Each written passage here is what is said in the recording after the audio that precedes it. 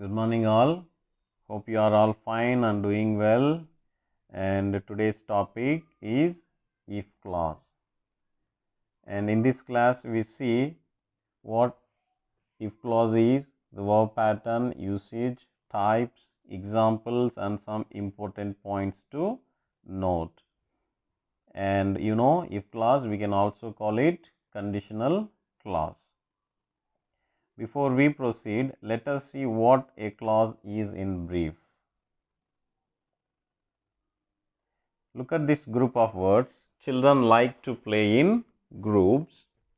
So, what do we call it? Yes, we call it a sentence. Why? Because it is a group of words and it makes sense. And it has a subject and a predicate. What is the subject in it? Children, and predicate like to play in groups. Now, look at this group of words. You are watching the video now and the teacher is explaining the topic. How many sentences are here? One. Yes, you are right. You are watching the video now and the teacher is explaining the topic. You say one sentence. How can we tell it? Yes, there is full stop. But in this sentence, there are two subjects like you and the teacher. Now, can we call two sentences because there are two subjects and there are two predicates? No. What can we call it then? Yes, it is a clause. So, this is a sentence with two clauses. You are watching the video now, a clause. The teacher is explaining the top, another clause. So, what a clause is? A clause is a larger part of a sentence with its own subject and predicate. So, in this sentence, like a sentence, a clause also has a subject and a predicate. Did you get it? What a clause is? Yes. So, each simple sentence we can call it a simple clause. Why? Like a sentence, a clause also has a subject and a predicate. Now, here look at these two sentences. If he needs my help, I can help. Though she has a few friends, she never feels lonely. So, these are two sentences with two clauses. Now, let us go ahead and see if clause. So, I have one more sentence here. We'll resume our journey if the weather improves. So, if clause, there are four conditions. The first one is zero or real condition. The first are possible condition. The second or improbable or imaginary condition. The third, unfulfilled or failure condition. Now we will see zero or real condition, and the verb pattern in this zero or real condition is we use simple present in both clauses, that is in if clause and in main clause. And when can we use it? We can use this condition to talk about events or facts that always happen or exist the same, and we also use this in imperative sentences. By the way, what are the imperative sentences? Yes, that tell us about requests, commands, and orders. So, we use zero condition to talk about facts. Now, let us see a few examples. Look at the first example. If you add 2 and 2, you get 4. If you add 2 and 2 is the if clause and it is a condition, but we are not using it future because it is a fact, it happened. Like second example, if you spill water or liquid, it flows downwards. So, in this zero condition, we use simple present in both clauses. So, in the first example, if you add 2 and 2 is the if clause, you get 4 is the main clause. Now, let us see the next example. If a student is sincere, he or she is appreciated. So it is a general thing to happen. You can also use this zero condition to talk about your habits. Like you can say, I wake up late if it is a Sunday, which means probably on every Sunday you wake up late. Now let us see how zero condition is used in imperative sentences. Look at this example number 5. Tell Ramu to meet me if you find him. So if you find him is a future event, but we don't use future in main class because it is an imperative sentence. So tell Ramu to meet me if you find him. Please wait if I am late. Don't go out if it is sunny. And look at the last example. Babies cry if they are hungry. There is a spelling mistake. Please note it. It should be babies. Did you understand zero condition? So we use zero condition to talk about facts or events that always happen or exist the same, and we also use it in imperative sentences. So you can also say, if you heat the water at 100 degrees, it boils. Now let us go and see the first condition. So the first are possible condition. In this condition, we use simple present in if clause and simple future in main clause. And we use this to talk about an event that is likely or possible to take place. So here, the events we express in main clause, we expect them to happen if the condition in if clause is satisfied. Let us look at few examples. So look at this condition in if clause. If you work hard, you will succeed. So the speaker feels that the event in main clause, you will succeed, will happen if the condition if you work hard is satisfied. And let us see the next example. If I find, I will let you know. So in this condition, we talk about the events that may happen, that are possible to happen or likely to happen. So few more examples are here. If it rains, we may cancel the meeting. She can explain if you listen to her. We will celebrate if we win the match. So in the main clause, you can use will or can or may, and sometimes some speakers also use might, though we use might in the second condition also. Did you get it? So we use the first or possible condition to talk about a likely event. Now let us see the second or imaginary or improbable condition. Improbable means not likely to happen. So here the speaker does not expect the action to take place. So when do we use this second condition? We use the second condition to talk about an event that is unlikely to take place. So to talk about an imaginary condition, and here the speaker does not expect the action. And what is the verb pattern? We use a simple past or V2 in if clause, and we use would or could or might followed by V1 in the main clause.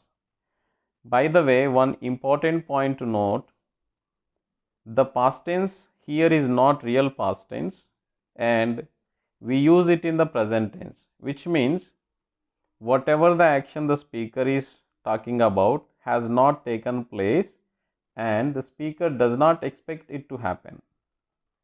So look here, if you worked hard, you could succeed, which means the speaker does not expect that person to work hard and does not expect him to succeed. Now let us see next example. If I had 2 pens, I could lend you one. So you probably have come to me. You want 1 pen, but I also have a pen, so I can give you one.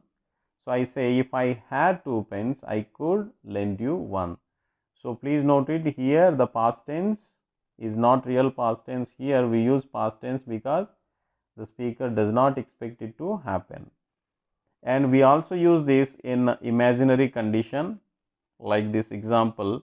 What would you do if you were an alien or if you were a millionaire? Next example, I could fly if I were a bird. So we use it in imaginary condition. Now let us see these 3 examples.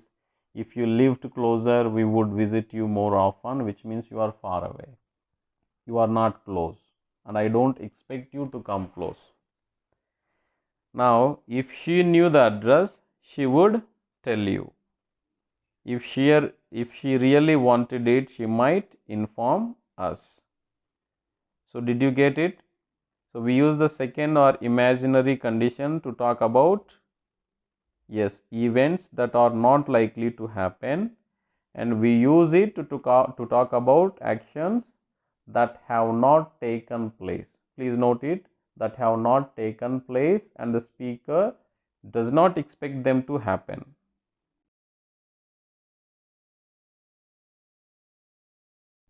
Now let us see the third or failure or impossible condition.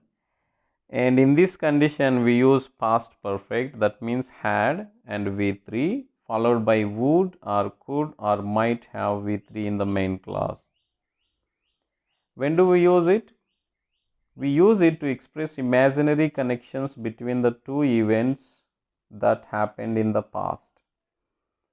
So there is a difference between the second condition and the third condition, though we mention them in past tense. In the third condition, the action had taken place and you speak expecting a different result. So these events already took place, already happened, and they could not be altered or changed. Can you tell me one example based on the present scenario?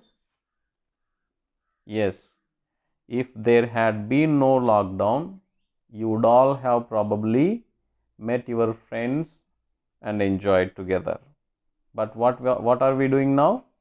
We are staying at homes. Let us see a few more examples. If you had worked hard, you could have succeeded. It should be succeeded.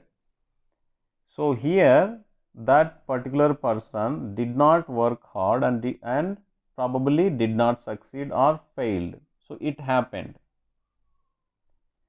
Here the speaker, when he uses or when she uses the third condition, they would imagine a different result. Like for example, see, if I hadn't rested, I might have fainted. Probably I was tired after doing something and I rested in the past, so I got some energy back. If I hadn't rested, I might have fainted. Now, see the next example. I wouldn't have joined online classes if there had been no lockdown. So you joined, it is over, and you are learning through online classes.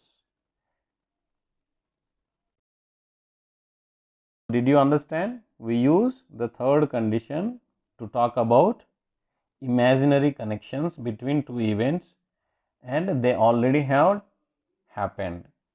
So here now look at this example. She would have greeted you if she had seen you. Probably you went somewhere and your friend did not greet you. The action happened already. Why? She did not see you. So it is in past tense. Similarly, next example, if he had asked us, we could have helped him.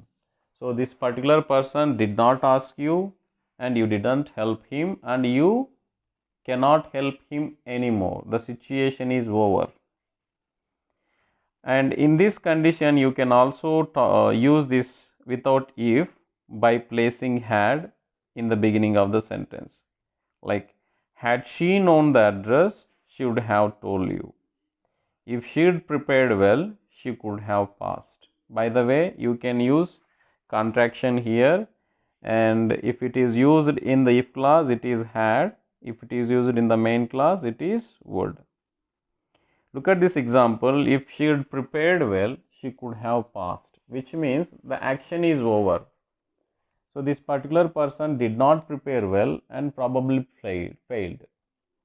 So we use the third condition to talk about events that have already happened, and we speak imagining a different result. And what is the important point? We can change them. Now let us see what is the difference between the second or the third condition. Because we use simple past and past perfect, which means we use past tense. As I mentioned earlier, we use the second condition to talk about the actions that not happen, that did not take place yet. Look here, probably you need the address, some address now, I don't know it. So I will mention if I knew the address, I could tell you, but I don't know it. And I don't expect it that I know the address again. One more example. She doesn't come early, she misses her bus. So I can tell if she came early, she would not miss her bus. So here we talk about these events in the present tense and we don't expect them to happen. Whereas in the third condition, we talk about actions happened or events that have taken place. You see, look at this example. You needed the address probably when we met last time. You asked me and I didn't tell you then because I didn't know. So how can I express it in if clause? If I had known the address, I could have told you. And the action completed and I cannot change it now. Now look at this example. She didn't come early yesterday. She missed her bus. So if she had come early, she wouldn't have missed her bus. Did you get the difference between the second and the third? The second, it is in present tense, kind of imaginary. The speaker does not expect them to happen.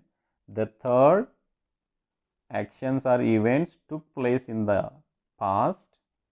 The speaker tells about them expecting a different result, or we can better use imagining a different result. And some important points to note in this if clause. The modal auxiliaries like will, would, can, etc. are not used in if clause. They are used only in main clause.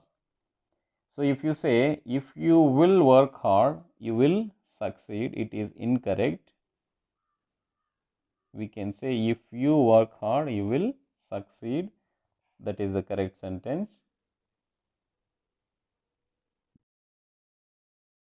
Similarly, if she would have invited, we would have attended. That is incorrect. This is the most common mistake. So we don't use the would have plus V3 in if clause. We use only past perfect here. If she had invited, we would have attended.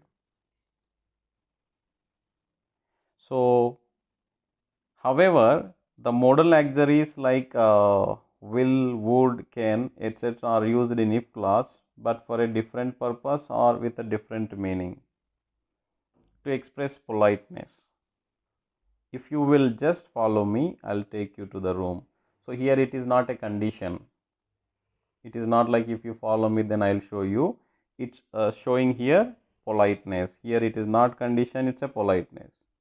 So if you will just follow me, I'll take you to the room. Like if you could spare some time, I would explain. Could is more formal than can. And we can also use modal auxiliaries in the if clause to talk about some desired outcomes or to show willingness. Like if she would only behave herself, I would take her with me. which means that speaker expects this outcome. If you will agree to meet me in person, we will probably discuss in detail. Here it is not condition, here expecting the willingness. Hope you all understood the if clause, the types, the usage and the points to note. Thank you.